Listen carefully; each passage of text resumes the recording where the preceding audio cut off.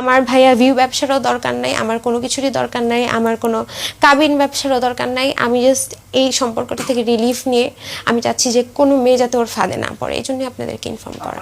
মামুনের ধারে কাছেও নেই ভাইয়া, মামুনের সাথে কেউ বসতেও লজ্জা পায়, সত্যি কথা। আমি এক জায়গায় বসবো, কফি খাবো, আমার ফ্রেন্ডরা লজ্জা পায় যে এই ছেলে কেন আসছে, এই ছেলে তো ভালো করে একটা বিহেভিয়ারে করতে পারে না। মানুষের, আপনি টাকা পয়সার বাদ দেন, মানুষের ব্যবহারটাই তো মেন, ওর তো সেটাই নাই। ভাইয়া আমি যেহেতু আমার আগেও বিয়ে হয়েছিল, আমি ব্রোকেন ছিলাম, আপনাদেরকে আমি বারবারই বলছি যে আমি ব্রোকেন ছিলাম, ওই সময় আমি অনেক ডিপ্রেস ছিলাম।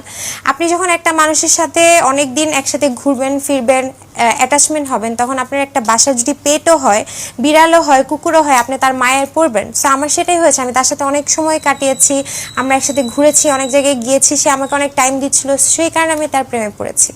এটাই, তার মধ্যে এমন কোনো গুড কোয়ালিটি নাই যে তার মানে কোনো মেয়ে তাকে অ্যাট্রাক্ট করবে এমন কিছু। হয়তো বা কিছু মানুষ তাকে সোশ্যালি দেখে, তার ভিউর জন্য দেখে, ওই কারণে তার প্রতি ফল করে, বাট আমার এরকম কোনো ইন্টেনশনই ছিল না। কারণ আমার কোনো আইডি নাই, আপনারা দেখবেন আমি সোশ্যালি ভাইরালও হতে আসিনি, আমার কিছুই না, আমি কোনো ভিডিও মেক করি না। সে যখন বলতো তার আইডি দিয়ে ভিডিও আপলোড করতাম, দ্যাটস ইট। আমার কিন্তু কোনো সিঙ্গেল আইডিও নাই।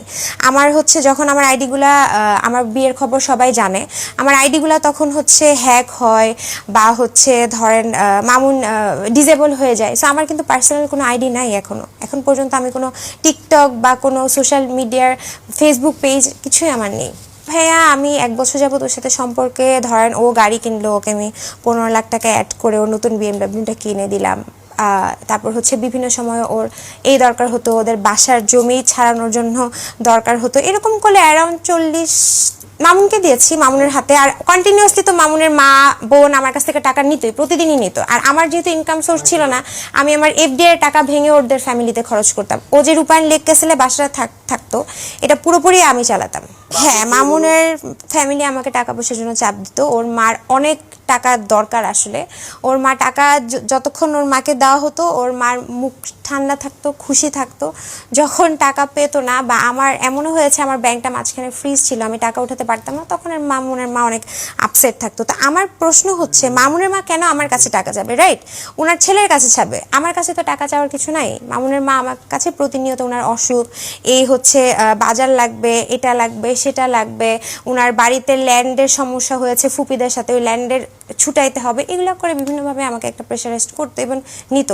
ভাই ওর আশেপাশে দেওয়া থাকতো পাওয়ার ব্যাংক, ল্যাম্প, মানে আশেপাশে ওর যা ভালো কিছু থাকতো ওটা দিয়ে আমাকে করতো। ইভেন ও নেশা করতো, তো নিজের গায়েও ভাইয়া অনেক, কোথা থেকে এত শক্তি আসতো আমি জানি না। আমি ওকে যখন মানুষ ডিফেন্স করতে আসতো ভাইয়া, ও এরকম সিন ক্রিয়েট করতো, ও আমাকে তারপর যখন আমি কিছু টুকটাক ভিডিও বা ছবি তুলে রেখেছি, ও কি করতো, এটার জন্য নিজেই কিছু ভিডিও করে রাখতো, যাতে ও পরবর্তীতে আপনাদের সামনে এগুলো বলতে পারে না ও আমাকে মেরেছে। ট্রাস্ট মি, আপনারা দেখবেন হয়তো ওর সাথে কথা বললে, আমি কি ওর সাথে পারবো? আমি ওর বাসায় থাকতাম, ও আমাকে ধরে রাখছে ওখানে ফোন।